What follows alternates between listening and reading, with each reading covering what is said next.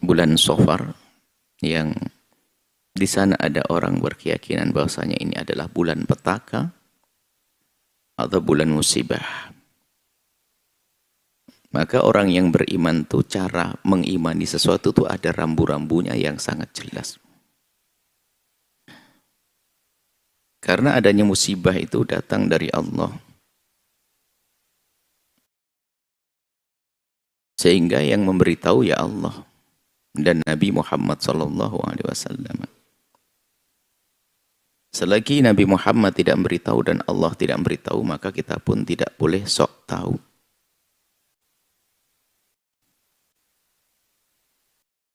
Apakah Nabi pernah menyebutkan bulan Safar bulan petaka? Selagi tidak, maka kita tidak perlu berurusan dengan berita-berita semacam itu. Maka sangat aneh orang beriman mempercayai hal-hal yang semacam itu. Bulan musibah adalah bulan kita melakukan maksiat. Berarti kita yang buat maksiat. Bulan Safar untuk sholat, untuk umrah, untuk haji, untuk nikah, ya pahala dong, kebaikan. Kok jadi bulan sengsara? Sehingga ada orang tidak mau menikah di bulan Safar. Dua kerugian keyakinan yang salah, kerugian nikahnya terlambat. ini ada. Jadi tidak perlu. Jadi dalam agama kita itu ada rambu-rambunya di dalam mengimani sesuatu. Biarpun malam Jumat, tapi untuk maksiat jadi malam maksiat, malam sengsara. Ramadan bulan mulia, ayo bagi siapa? Yang berbuat baik, yang maksiat, wah sengsara di atas sengsara, kan begitu. Jadi jangan sampai ada kita mempercayai adanya bulan petaka sehingga menunda pernikahan, bulan kecepit kayak bulan ada, itu tidak ada. Kemudian juga ada hal lain lagi biasanya diyakini oleh sebagian orang di saat menemukan bulan Safar ada Rebu akhir di bulan Safar. Atau sering disebut dengan Rebu Wekasan. Kita bisa ninjau dari sisi ilmiah cara beriman dan sisi husnudon. Sisi ilmiah bahwasanya siapa yang memberitakan adanya musibah datang di hari Rebu Wekasan itu? Di mana akan begitu?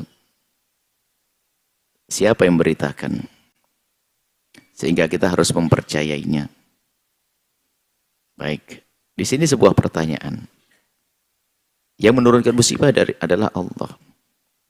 Tidak ada yang tahu kecuali Allah dan Rasulnya bahwasanya hari itu adalah hari diturunkan bencana dan petaka. Ada celah husnudon, mungkin adalah para waliullah, para kekasih Allah, yaitu karena adanya ilham. Namanya ilham, ada para kekasih Allah diberi ilham. Bahwasanya di malam Rebu Wekasan, anggap saja begitu. Kita masih husnudon karena ada sebagian amalan ini dilakukan oleh orang yang menisbatkan kepada para wali. Oke, jadi ilham waliullah. Ilham waliullah, orang yang diduga sebagai wali lalu dapat ilham. Akan tetapi ilham pun kita tidak wajib mempercayainya. Artinya, jika memang itu ilham para wali, dia mendapatkan ilham, diberitahu bahwasanya di hari itu adalah akan turun malapetaka, maka yang mempercayai perkataan para wali, silahkan mempercayai. Adapun yang tidak percaya, nggak ada masalah. Akan tapi setelah itu yang akan menjadi pertanyaan adalah gimana solusinya? Jika seandainya betul ilham para wali, apa yang setelah itu kita lakukan? Kan begitu. Sementara ada satu riwayat yang sangat jelas dari baginda Nabi, misalnya, majtama'a qaumun fi baitin min buyutillahi. Nggak ada orang berkumpul di rumah Allah, di masjid, yatluna kitaballahi wa yatadarasunahu. Nggak ada orang yang berkumpul di masjid, membaca Al-Quran, saling mengajari kayak begini ini. Masjid itu dimaknai sebagian luas. Illa nazala alaihimus sakinatu wa hafathumul malaikatu. Akan turun ketenangan. Nah, jadi nggak ada musibah lagi setelah itu. Jadi kalau pengen menolak musibah itu seperti daf'ul bala bis sadaqati dan sebagainya. Tentunya seandainya itu betul ilham yang Allah berikan kepada para ulama, para wali, maka solusinya juga diambil dari Nabi, yaitu mengamalkan hal-hal yang diizinkan Nabi, diperintahkan Nabi seperti bersedekah, mengadakan kumpulan majelis zikir. Bukankah majelis zikir akan diturunkan rahmat Allah sehingga bala bencana ada yang dihilangkan. Tentunya sebisa mungkin jangan melakukan amalan-amalan yang sekiranya tidak ada petunjuk dari Nabi, karena dasarnya ilham. Kalau betul itu ilham, maksud kami apa? Yang mengingkari bahwasanya di Rebo Kasan ada bencana khusus turun tidak salah, tidak perlu disalahkan. Karena dia akan karena mereka berdasarkan satu dasar ilmiah. Dari mana berita itu? Karena ghaibiyat itu harus jelas, berita gaib itu harus jelas. Harus berita gaib yang harus kita yakini dan orang lain wajib meyakini adalah berita dari Al-Quran atau hadis Nabi yang mutawatir, kemudian dalalahnya qat'iyah, maknanya sangat jelas, maka siapapun tidak boleh berbeda pendapat dalam hal ini. Adapun masalah berita tentang apapun dari orang yang dikatakan waliullah, maka tidak wajib mempercayai siapapun. Orang mengingkari keramat salah, karena karamah ada dalam Al-Quran, kisah Siti Maryam. Akan tapi orang mengingkari keramatnya si fulan boleh saja, bukan sebuah kemaksiatan. Atau mengingkari berita karamah. Nah, karamah itu bukan tahadiyat, bukan seperti mukjizat. Jadi ini ada rambu-rambu. Maksud kami apa? Tidak usah kita berselisih faham terlalu jauh, terlalu dalam sampai mungkin olok-olokan. Yang mengingkari tentang masalah Rebo Kasan adalah bukan dalam wilayah kesalahan kok. Dan seandainya bagi yang mempercayai, tentu harus ada dasar-dasar Anda mempercayai apa. Apakah betul nasnya para kekasih Allah, wali, yang dia dapat ilham, itu pun tidak wajib yang lain mempercayai kok. Kemudian kalaupun mempercayai, tentunya lakukan sesuatu yang Nabi memberikan petunjuk. Seperti kalau ada sakit-sakit, dawu mardakum bisadaqati, dengan bersedekah menyembuhkan orang-orang sakit, atau tadfa'ul bala, bersedekah akan nolak bala, bencana dan sebagainya. Cukup begitu barangkali. Bagi yang mempercayai Rebo Kasan, mungkin setiap hari, mungkin di hari itu sedekah 10 juta per orang untuk bangun pondok, baguslah itu. Itu. Jadi jangan ngerjakan yang lain-lain dulu deh, maksudnya jangan sampai terjadi khilaf sini. Tapi kalau tidak ada dasarnya, nah, kemudian ini pun harus dipangkas dengan apa? Husnudon, kalau ini adalah ilham waliullah, harus kita pangkas bahwasanya tidak ada amal-amal jahiliyah yang pernah dilakukan sebelumnya. Amalan di luar Islam. Kalau ada amal jahiliyah, amal tidak baik dilakukan sebelum Islam, maka dugaan ini ilham ya jauh, karena bisa jadi ini adalah terpengaruh dengan budaya dulu. Mungkin ada satu kebiasaan di luar Islam, keyakinan semacam itu, nah kemudian kok tiba-tiba ada orang punya ilham, ya ini ternodai keilhamannya ini. Karena akan mengukuhkan satu keyakinan yang salah pada orang-orang yang sebelumnya. Ya ini orang beragama lain misalnya. Jika mungkin ada di agama selain Islam, mempercayai bahwasanya Rebo Kasan adalah ini. Lalu kok tiba-tiba dalam Islam bukan Nabi yang menyebutkan. Kalau Nabi kan mengukuhkan syariat sebelumnya kan sah-sah saja. Tapi hari ini, ya maka urusan Rebo Kasan, satu memang kita tidak ingin berdebatkan masalah ini, akan tapi kita akan giring kepada cara yang paling tepat dalam menyikapinya adalah bukan ada nas hadis Al-Quran. Jika Anda tidak mempercaya pun Anda tidak masalah. Dan saya giring ke arah sini, maksudnya apa? Bagi yang telah mempercayai atas dasar ilham, Anda pun jangan marah kepada yang tidak percaya. Sebab fanatik yang salah itu adalah fanatik kepada hal-hal yang semacam ini. Kemudian solusinya apa? Bagi yang mempercayai ilhamnya pun tentunya lakukan hal-hal yang Nabi beri petunjuk. Bagaimana Nabi mengajarkan agar tertolak dari bala. Ya berkumpul mengadakan majelis taklim. Kayak begini, tonton. Barangkali di hari yang diduga orang ada turun bala, itu ya berbanyak majelis taklimnya, biasa hari jadi 2 hari, biar hafathumul malaikatu, diliputi oleh malaikat. Nazalat fihimur rahmatu, dan diturunkan kepada mereka rahmat loh. Kalau rahmat kan tidak ada bala, sudah. Ini kapan saja, sehingga setelah itu nggak ada lagi hari bencana. Seperti itu. Baik. Yang pengen nikah di bulan Safar segera nikah. Jangan ditunda-tunda. Bulan Kapit. Sebab keluhan pedagang bulan Kapit, Bu ya, ini pada sepi dagangan. Apa urusannya dengan Kapit? Ya, ini adalah sekelumit. Jadi bagi yang tidak mempercayai, Anda tidak melakukan sebuah kesalahan tentang adanya Rabu Wekasan. Bagi yang percayai perlu pelan-pelan dari mana asas dasar kepercayaan Anda. Jika dilacak ke atas adalah atas ilham para wali, itu adalah sah-sah saja. Bagi seorang murid mempercayai ilham gurunya sah. Tapi jangan memaksa orang lain mempercayai ilham gurunya, nggak bisa. Saya melihat guru saya punya karomah, dan saya yakin itu karomah. Kejadian luar biasa. Tapi saya ceritakan ke Anda tidak wajib cerita. Bukan masalahnya karomah tidak ada. Karena apa? Bisa jadi saya bohong. Gitu loh sederhananya. Jadi kadang-kadang hari ini ta'assub kepada seorang guru itu, di saat orang lain mengingkari karomahnya langsung marah. Dasar kau kurang ajar, itu guru saya, keramat saya. Loh, itu kan gurumu. Dan saya tidak melihat, kan gitu. Jadi kalau seandainya saya punya guru, lalu guru saya punya karomah yang saya saksikan dengan nyata, dengan mata saya, ya saya saja yang percaya. Kalau saya cerita kepada Anda, suka-suka. Anda boleh tidak percaya, dan Anda tidak wajib percaya dengan omongan saya. Yang nggak boleh ada mengingkari adanya karomat, sebab karomat dikisahkan dalam Al-Quran tentang kisah Maryam. Seperti itu. Jadi kadang-kadang fanatik guru ini hari ini jadi berantem. Gara-gara kita mengingkari keramatnya fulan saja, kamu ini kurang ajar. Sebab yang namanya karomahnya guru itu bisa kadang-kadang benar ada. Cuman kadang murid itu nambah-nambahi. Nambah-nambahi sehingga menjadi karomahnya jadi aneh. Jadi hal-hal yang unik.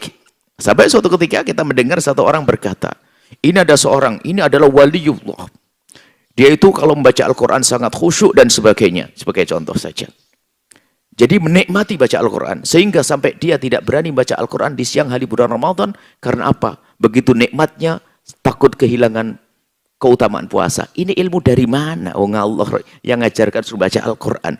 Ini disebutkan di kalangan orang-orang yang katanya berilmu. Di mana ini ilmunya? Lezat qiraatul Quran bukan lezatnya seperti orang makan nasi. Jadi akhirnya katanya, ini kan menisbatkan, nggak mungkin seorang wali itu kayak begitu tadi itu. Kok nggak berani baca Al-Quran di siang hari karena begitu lezatnya, sehingga tidak merasakan laparnya puasa. Begitu nikmatnya. Ya kan? Ya, itu adalah hal-hal kayak begini nih kadang dinisbatkan para ulama. Ini murid-murid biasanya. Murid-murid berlebihan. Nah, akhirnya muncul ta'assub murid dengan ta'assub murid. Maka berantem. Ya. Nah, berantem sama-sama murid. Ini kadang-kadang mengagungkan gurunya berlebihan. Bagaimana membaca Al-Quran siang hari kok nggak berani? Gara-gara apa? Karena dia kalau baca Al-Quran siang hari begitu menikmatinya sampai rasanya puasa tidak ada. Loh, menikmati baca Al-Quran tidak bertentangan dengan urusan puasa. Mungkin kita dianjurkan baca Al-Quran sebanyak-banyaknya di bulan Ramadan kok. Terus kapan bacanya? Ya kan? Nah, ya gitulah. Jadi di dalam masalah keramat-keramat ini yang bukan keramat tidak ada, tapi banyak pengikut-pengikut ini merusak orang yang diikutinya dengan berlebihan. Ya kadang-kadang pengen punya keramat gandul, dia pengen numpang juga. Kalau kiainya punya keramat kan nanti saya dapat dikit-dikit kan, bisa ngaku-ngaku dikit kan boleh. Nah, saya juga dapat bagian. Atau misalnya begini, saya dikasap oleh kiai saya. Dikasap, kiai saya adalah wali, saya dikasap. Kenapa? Insya Allah kamu nanti jadi apa gitu. Wah ini kasapnya kepentingan dirinya sendiri ini. Sudahlah jangan main-main gitu. Kita belajar ilmu itu. Jelas nggak ada dalam ilmu hayal-hayal yang aneh-aneh begitu. Baik. Seperti itu ya. Jadi banyak ulama-ulama, wali-wali itu yang dirusak oleh pengikut. Berdusta atas nama. Apakah? Yo ada dong atas nama Nabi aja banyak berdusta, perawi-perawi, periwat hadis, pemalsu-palsu hadis ada kok. Makanya bagaimana untuk memangkas itu semuanya? Standar syariat ada. Jika tidak sesuai dengan syariat pasti bohong. Tidak mungkin disebutkan seorang wali. Tidak mungkin seorang wali mengatakan bahwasanya aku tidak bisa baca Al-Quran di siang hari bulan Ramadan karena terlalu lezat. Nggak mungkin begitu. Berarti tidak baca Al-Quran dong. Terus ngapain dia? Bengong. Baca kitab. Lah, apalagi baca kitab sama juga. Kalau baca kitab nikmat sampai lupa. Nggak baca kitab. Terus ngapain? Jadi sederhana. ukuran syariatnya tuh ada, ilmunya tuh ada. Jadi jangan sampai kita berlebihan, itu menjadikan bahan tertawaan. Orang kenal Islam jadi unik, aneh. Tidak di alam nyata, dunia khayal seperti itu. Karamah memang kharikun lil adati. Keluar dari kebiasaan, namanya keramat seseorang. Akan tapi, ketahuilah bahasa, semua ada rambu-rambunya. Jika jauh dari syariat, ya kita hindari. Atau paling tidak, kalau bertentangan dengan syariat, kita hindari. Atau perlu penafsiran, lebih baik kita hindari. Kalau penafsiran tadi ini ilham, mungkin ilham. Karena turunnya musibah di hari Rabu masih mungkin. Mungkin hari Rabu, hari Kamis juga mungkin. Hari Jumat juga mungkin. Jadi kalau kita nisbatkan pada ilham, bisa saja itu benar. Yang percaya juga boleh, yang tidak juga nggak ada masalah. Asalkan yang percaya betul-betul benar. Sanadnya dari seorang wali, yang betul-betul dia wali, yang memang betul ahli istiqomah, dan tidak berpengaruh dengan pikiran-pikiran lain. Maksud kami seperti ini, ada standar ilmunya seperti itu. Jadi jangan sampai kita gampang ikut-ikutan, tapi gak jelas. Sehingga sudah Masya Allah, gara-gara ikutan gak jelas, ini anak soleh, solehah. Mau menikah, Masya Allah, sudah ini alim, ini alimah, solehah. Tatanya apa? Rebo lagi ketemu selosok kliwon batal. Ada apa gitu? Ini kan jadi masalah ini. Atau gara-gara kampung sini sama kampung situ. Atau gara-gara, aduh, saya tidak mau nikah sama orang Sunda. Hei, ini Sunda baik loh ya, solehah loh. Batal, orang Sunda soleh nih. Anda mau sama orang Jawa, ini kok ada nih. Jadi gara-gara tidak tahu keyakinan. Orang Jawa, suruh milih, hei orang Jawa. Pilihanmu satu, dua. Yang satu orang Sunda solehah, sama orang Jawa nggak solehah. Pilih mana? Ya solehahnya lah, kan gitulah ibaratnya begitulah. Jadi lupakan masalah suku dan sebagainya, akan tapi hakikat kebaikan seseorang itu yang perlu kita pilih. Jadi ada keyakinan Anda tidak boleh ini, tidak boleh itu. Kalau anak pertama bapaknya nggak ada, nggak boleh menikah. Banyak yang sering datang dalam pertanyaan-pertanyaan aneh-aneh. Ilmu itu ada standarnya. Seperti itu. Nah, jadi semoga ya ini ada semuanya ini kami tuangkan dalam catatan di dalam kitab Sam'iyat, itu adalah rambu-rambu. Setelah itu Anda boleh membangun keyakinan-keyakinan atas dasar rambu-rambu itu. Kalau tidak sesuai rambu, ya tidak wajib Anda meyakininya. Jadi ternyata poin ini yang sering dilupakan oleh seorang hamba. Gampang percaya. Loh, dasarmu apa percaya? Ini imanan loh ya. Ini keimanan, masalah keyakinan yang gaib. Gaib itu sesuatu yang akan terjadi. Atau di alam yang lain.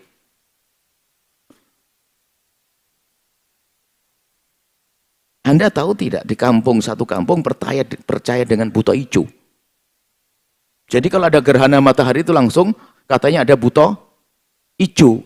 Sehingga nanti pohon-pohon dipukulin biar buah. Ingat tak? Ingat? Loh, ini gimana sih Anda ini? Kemudian orang hamil suruh masuk ke kolong. Kolongnya sempit lagi. Ini dari mana? Mohon maaf. Anda jangan mencaci agama lain. Jika itu ada di agama lain, urusan mereka. Yang saya permasalahkan, Anda orang Muslim. Jadi itu matahari, rembulan itu ditelan sama buta hijau. Dimut. Nanti dikeluarkan lagi sama buta hijau. Ajib. Ini orang Islam. Kalau ada orang punya keyakinan tentang ada dewa-dewi, petara dan sebagainya, itu urusan agama mereka. Tapi Islam punya aturan loh ya. Kayaknya ini benar kok ya mengiyai semua ini, saya jadi curiga ini. Jadi kita perlu bangun keyakinan itu yang benar gitu loh. Nah, ada dari mana kisah buta hijau itu? Dalam Islam tidak ada buta hijau. Lebih ajib buta pink. Hijau ya, buta pink lebih ajib lagi ya udah. Jadi kalau urusan agama lain, dan cerita mohon maaf bagi agama yang meyakini adanya buto-buto, dewa-dewa, ini adalah kami bicara di ranah kaum muslimin. Anda pun boleh berbicara tentang tidak adanya malaikat jika Anda tidak percaya malaikat karena agama berbeda. Dan kami pun tidak marah karena agama Anda berbeda. Maka di saat kami menafikan tentang buto hijau, yaitu dalam wilayah agama kami. Mohon yang agama berbeda juga mengerti dalam hal ini. Mungkin agama lain selain Islam kan mengatakan tidak ada malaikat dan sebagainya. Itu urusan Anda dan saya tidak marah. Karena keyakinan Anda. Maka di saat saya ngomong tidak ada buto ijo, tidak ada Nyi Roro Kidul, tidak ada Nyi Blorong, tidak ada itu, yaitu Anda tidak perlu marah juga. Karena itu dalam batasan-batasan keyakinan yang ada di dalam agama kami, agama Islam. Islam tidak boleh mencaci agama lain. Selesai masalah ini ya. Jadi rambu-rambu keimanan itu sangat jelas. Tolong koreksi. Anda meyakini apa hari ini? Hah? Masih ada sisa-sisa tumbal. Kepala kerbau dimasukkan ke laut. Masya Allah, Anda tidak tahu sop kepala kerbau. Enak itu. Ngapain dimasukkan ke laut? Sayang dong. Nah inilah. Masih banyak. Jadi ada beberapa keyakinan-keyakinan yang perlu dipangkas halus. Tentunya Anda harus dengan hikmah. Karena kalau sudah mengakar juga repot. Bahkan ada lagi beberapa, di daerah sini juga katanya apa. Jadi kalau ada orang meninggal dunia, orang tuanya meninggal dunia itu disiapkan makanan. Nanti sampai beberapa hari masih makan di rumah. Oh ada?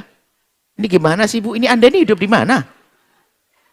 Astaga, ini perlu dibenahi ini akidah-akidah ini. Dikasih ikan, tak taunya betul lagi tidur ikannya hilang, oh dimakan. Padahal diambil kucing tadi itu. Jadi nggak ada begitu. Kalau sudah di alam barzah dia punya kesibukan di sana. Belum lagi karena sering nonton sinetron ada roh gentayangan. Ada tidak? Kok enak kalau dia orang bermaksiat diseksa di alam barzah, ngapain gentayangan, balas dendam di mall. Ini kan sinetron. Cobalah berkeyakinan tuh harus mikir loh Anda itu. Itu katanya orang jahat. Makanya tidak diterima rohnya. Sehingga gentayangan. Pakai baju merah, rok pendek. Di mall. Ini gimana kisahnya? Keyakinan kok dibangun dengan begitu itu? Kita belum bangun keyakinan. Ini bab akidah kita ini.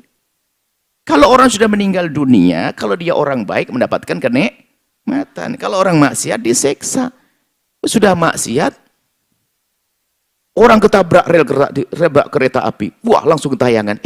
Kok bisa? Dia tuh mau ziarah ibunya. Kemudian ketabrak kereta api. Kan mati mulia dia. Surga. Ngapain gentayangan? Makanya banyak nonton sinetron. Lebih baik seperti itu. Jadi ini keyakinan-keyakinan perlu kita benahi perlahan-perlahan. Begitu mudah standar dalam berkeyakinan. Dalam Islam itu sangat sederhana. Kita percaya adanya jin karena Al-Quran menyebutkannya. Adanya syaitan, Al-Quran menyebutkannya. Nabi menceritakannya, dan seterusnya. Tapi kisah-kisah begini dari mana? Kan begitu. Katanya. Perbincangan di gardu, di dapur, sambil cari kutu, segala macam kemana-mana. Ibu-ibu itu. Baik. Semoga Allah menjaga iman kita, akidah kita. Setelah Anda menyaksikan video ini, jangan lupa berselawat kepada baginda Nabi Muhammad sallallahu alaihi wa alihi wa sahbihi wasallam.